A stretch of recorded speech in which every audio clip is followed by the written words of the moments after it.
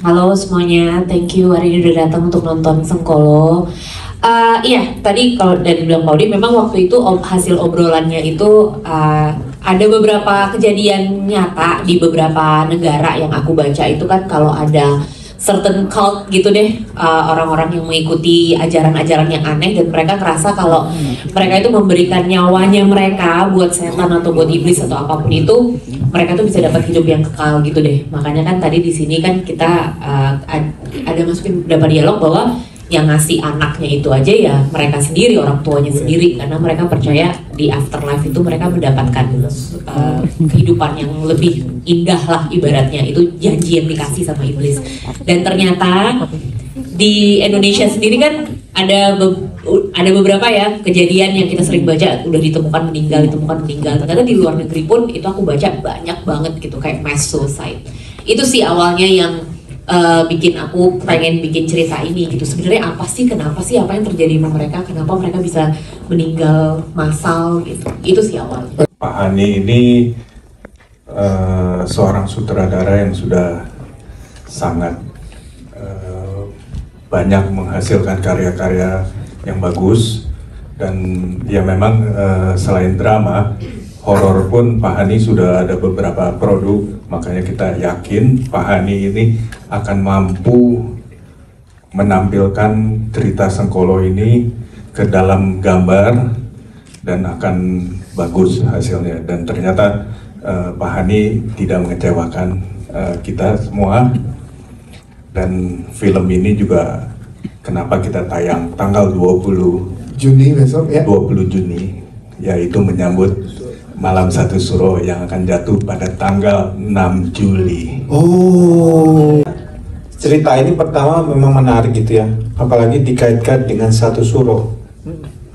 Jadi Satu Suro itu kan di kepercayaan Jawa adalah satu malam keramat di mana setan-setan itu pada keluar gitu. Dan banyak orang-orang di Jawa itu melakukan ritual-ritual untuk menyembah atau apa, dan ini disalahgunakan bagi orang-orang yang bisa menyalahgunakan untuk kekuatan gelap itu menjadi penolong dirinya, entah untuk pesugihan atau untuk mencapai sesuatu yang lain yang punya tujuan yang lain gitu ya. Dan film ini diceritakan dengan menurut saya sangat rumit ya, tapi sekaligus menjadi bagus karena tiba-tiba Malam Satu Suro itu bisa dikaitkan dengan sebuah karir seorang pemandi mayat gitu, yang sebenarnya dia sudah saya merasa mau pensiun karena dia merasa Tuhan berlaku tidak adil baginya, karena ketika dia melakukan sesuatu perbuatan yang baik malah keluarganya menjadi korban, dan dia marah sekali sama Tuhan dan dia memutuskan berhenti. Tapi ada sebuah peristiwa yang sangat dekat dengan dirinya, di mana dia dikasihi oleh majikannya yang sekaligus keluarganya mengasihi dia. Ya. Di mana kedekatan itu membuat dia gak bisa itu untuk melarikan diri dari itu.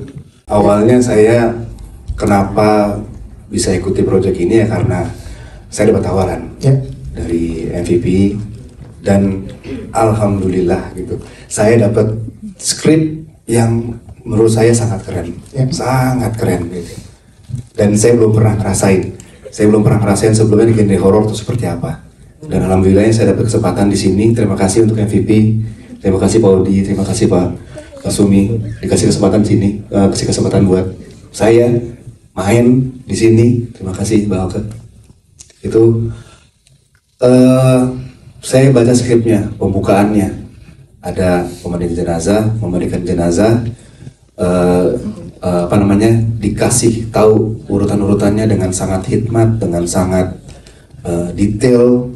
Pembukaan yang menurut saya pembukaan yang sangat menarik untuk saya. Sebuah film horor dibuka dengan adegan yang sangat syahdu menurut saya. Penghormatan terakhir dari seorang manusia kepada manusia sebelum dia masuk ke liang kubur. Itu menurut saya adegan yang dahsyat buat saya. Dan saya suka dengan dramanya di sini. Saya suka dengan hubungan antar karakternya.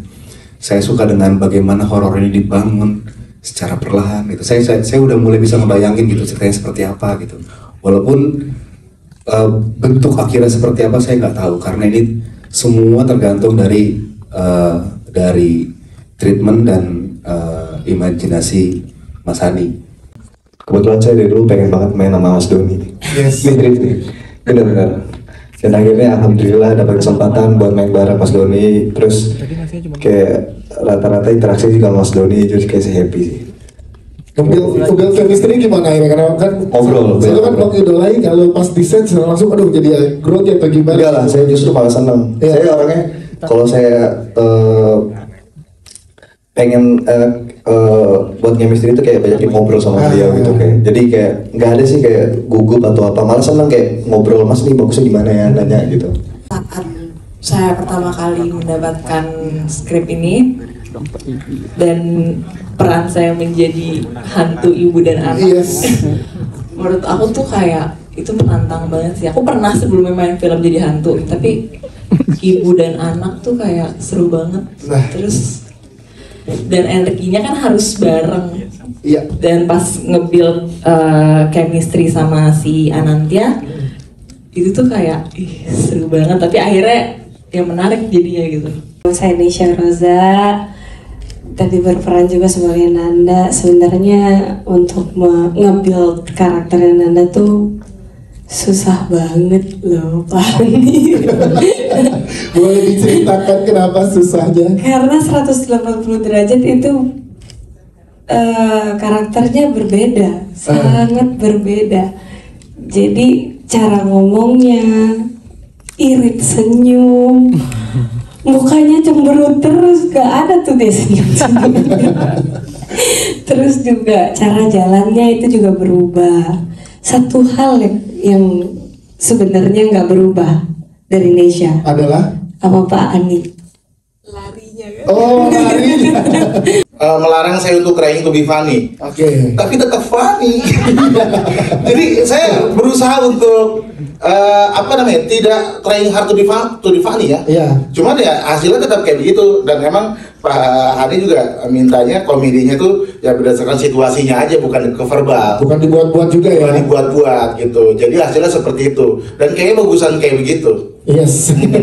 Tricky sebenarnya pas baca skrip, udah beberapa draft kan, jadi kayak sampai akhirnya final draft itu gimana caranya sosok Aida ini ibu kades tapi dia mencuri gitu. Kok bisa? Karena ngutang. Buat teman-teman jangan ditiru ya.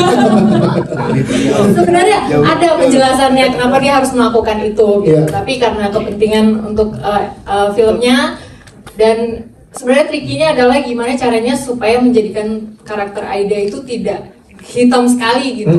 Kok bisa sih maling gitu, Bu? Kenapa sih? Sebenarnya ada dijelaskan, tapi ya kita tunggu sequelnya kan. Kita tunggu sequelnya aja kali ya. Di lokasi syuting itu seru banget karena krunya juga seru, sutradaranya juga seru, kanesi juga seru, semuanya juga seru banget. Dan apa ya? Kan kamu ditarik tuh, ya kan ada dengan kamu ditarik pakai sling gitu-gitu tuh susah nggak pada saat proses syutingnya, Bi? Sebenarnya sih seru ya, soalnya aku suka banget di sling, tapi bongkongku gak sakit. Ini berarti kamu totalitas ya dalam proses syutingnya ya. Terus saat tadi melihat hasil syuting kamu yang luar biasa gimana, Bi? Wow, karena aku lihatnya kayak bagus banget, aku suka banget sama filmnya. Ini film pertama saya di horor nih Mas. Yes. Dan saya senang karena ternyata banyak pemain-pemain senior juga kan, ada Mas Fauzan, ada Mas Doni dan dan ini ada Mas Rame juga yang tiap hari selalu ngelucu nih Mas di lokasi. Nah, ceritanya sedikit yang ketemu sama Hansip Mas Rame ini. Ini adiknya makan tikus tapi wah, tikus beneran ya, serem ya. Pertamanya juga gak berani gitu kan, tapi ya coba. Ada adegan saya harus ngedorong, mungkin itu jadi Jadi saya harus ngebatasi kekuatan gitu. Ya misalkan untuk ngedorong saya harus ngedorongnya nggak terlalu kenceng lah gitu, karena anaknya masih kecil gitu. Justru yang saya takjub sama si Anindya ini justru pada saat dia digantung lompat gitu ke arah saya itu ternyata hentakan dia untuk lompat tuh bisa jauh gitu mas gitu. Dan serangan dia tuh kayak benar-benar full gitu mukulnya. Dan saya salut sama Anindya gitu, dia mukul tuh benar-benar sekuat tenaga ke badan saya gitu, dan itu yang saya bikin oke, ini anak keren nih gitu. Dan ekspresinya dia, marahnya itu berasa ke saya gitu. Apa namanya?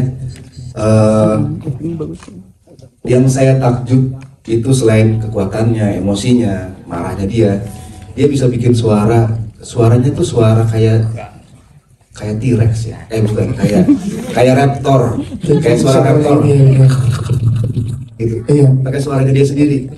Saya tanya gimana caranya, kok bisa begitu, bilang aku nyari-nyari dengan permen mint, dia bilang gitu. Nanti pada saat lagi dingin-dinginnya dia coba cari suara-suara tuh, bilang gitu. Wah, kalau menurut saya itu keren banget ya.